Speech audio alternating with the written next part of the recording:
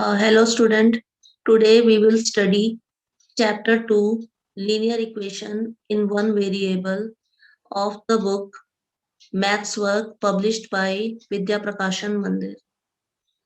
So in this chapter we will be learning about linear equation, cross multiplication method for solving equation, root of an equation, word problem based on linear equation. So let's begin with the chapter. What is a linear equation? It is an algebraic statement which contains the sign of equality. It is known as equation. The linear equation in one variable is that equation which contains only one variable. Highest power of the variable is 1. It is in the form of ax plus b is equal to c. जहां पे a, b और c क्या होते हैं? Rational number होते हैं and a is not equal to 0. For example, x plus 8 is equal to 12, 4m is equal to 24. 5y minus 2 is equal to 13. All are in the form of ax plus b is equal to c. These are all known as linear equation. Rules for solving a linear equation. While solving a linear equation, we can add the same number on both sides of the equation. Subtract the same number from both sides of the equation. Second rule. Third is multiply both sides of the equation by the same number. Divide both, next rule is divide both sides of the equation by the same non-zero number. Transpose any term of the equation to other side. Transpose means exchanging. If we have to exchange the place, then we will have to do change in its sign. मतलब अगर हम place बदल रहे हैं तो plus क्या हो जाएगा, माइनस में चेंज हो जाएगा, और माइनस क्या हो जाएगा, प्लस में. मल्टीप्लाई डिवाइड में, डिवाइड मल्टीप्लाई में. Next is roots of an equation. The value of the variable which when substituted in an equation makes it both side equal. जब हम सब्सटीट्यूट करते हैं तो दोनों साइड इक्वल बनाए, उसे कहते हैं सॉल्यूशन या फिर root of the equation. Let us consider some example. कुछ एग्जांपल देख लें.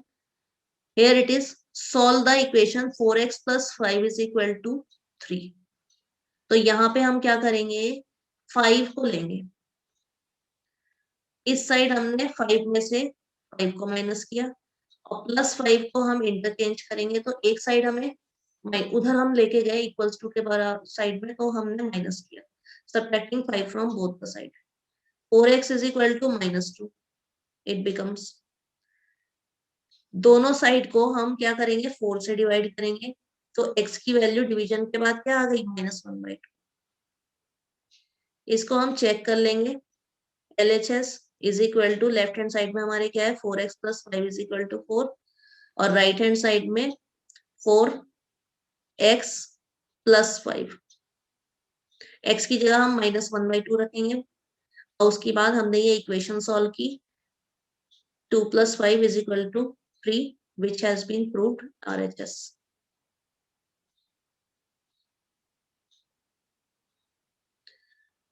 Like this, we can see next problem also. 1/3x minus 5/2 is equal to 6. यहाँ देखते हैं हम. यहाँ हम क्या करेंगे, both the side we will add 5/2. On doing this, we will be getting 1/3x is equal to 6 plus 5/2. हम equation को आगे सॉल्व करेंगे, फर्दर सॉल्व करेंगे. यहाँ पे हमने एलसीएम लिया हुआ है, 2 आया. एलसीएम लेने के बाद हमने सॉल्व किया तो आया 1/3x is equal to 17/2. Equation को हम सॉल्व करेंगे, multiplying both the sides by 3. So हमारी x की वैल्यू क्या आ गई, 51/2. Again we will do check. x की वैल्यू हम क्या पुट करेंगे, 5/2. फिर we will solve the equation. LCM वगैरह लेने के बाद हमारी वैल्यू क्या है, 6, which is equal to RHS. These are the various problem with their solution. अब इसी टॉपिक से रिलेटेड यहाँ पे एक्सरसाइज गिवन है, exercise 2.1. Now it is cross multiplication method for solving the equation. हम क्रॉस मल्टीप्लाई कैसे करेंगे? This is the form of the equation form. ax upon cx, ax plus b, cx plus b. It should be m upon n, where a, b, c, d, m, n are number and cx plus d is not equal to 0. It can be solved by the method of cross multiplication. का मतलब क्या होता है? नीचे वाले number को ऊपर से मल्टीप्लाई करेंगे, ऊपर वाले नंबर को नीचे से मल्टीप्लाई करेंगे.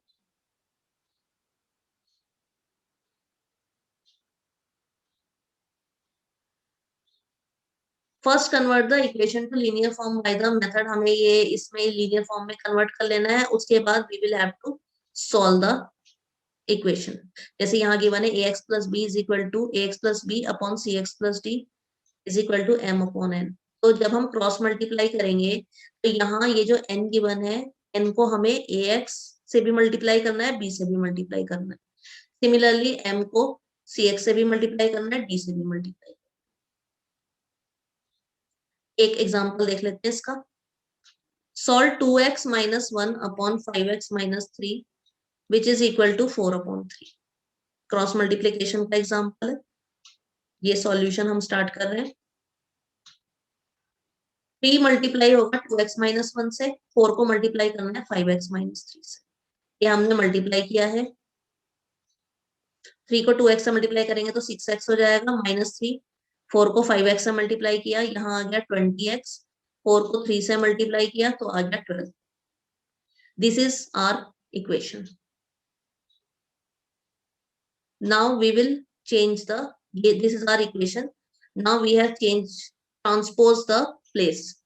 6x 20x को हम यहाँ ले आए इक्वल्स टू इस साइड LHS में, तो 20x प्लस का साइन चेंज हो गया माइनस में, और यहाँ -3 को हमने RHS में कन्वर्ट, RHS की साइड में ले आए, तो -3 हैज बीन चेंज टू +3.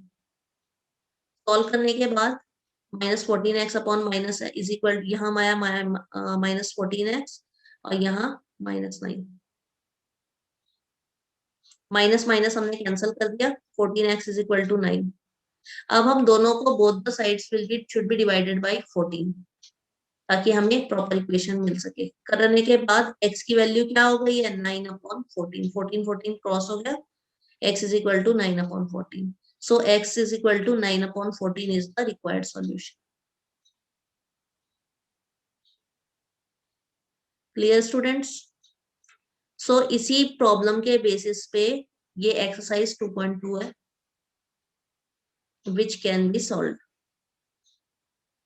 अब आते हैं most important part of the chapter, that is word problem based on the linear equations. Word problem. Word problem, problem of various type occur in daily life.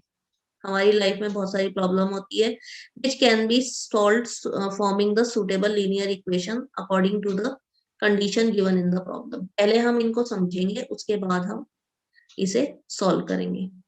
First step, read the problem carefully, note down what is given and what is required. Problem को पढ़ो ध्यान से, क्या दिया है और क्या चाहिए उसे आप नोट कर लो. Step number 2, represent the unknown quantity by a variable a, b, x, y, t etc. किसी भी वेरिएबल से जो क्वेश्चन में अननोन क्वांटिटी गिवन है, जो क्वेश्चन में पूछा गया है, उसको हम रिप्रेजेंट कर लेंगे. उसके बाद form a linear equation with the help of the variable and the data given in the question. हम लीनियर इक्वेशन फॉर्म करेंगे और फिर उसके बाद we will solve the equation for the variable. Check the result. Last step is check the result by satisfying the condition of the problem. हम result को check कर लेंगे. Let's understand this by the given example.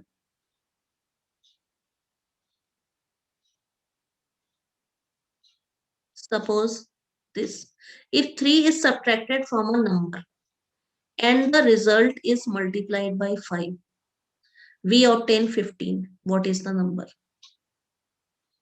So let us solve this problem. Let us assume the number to be x.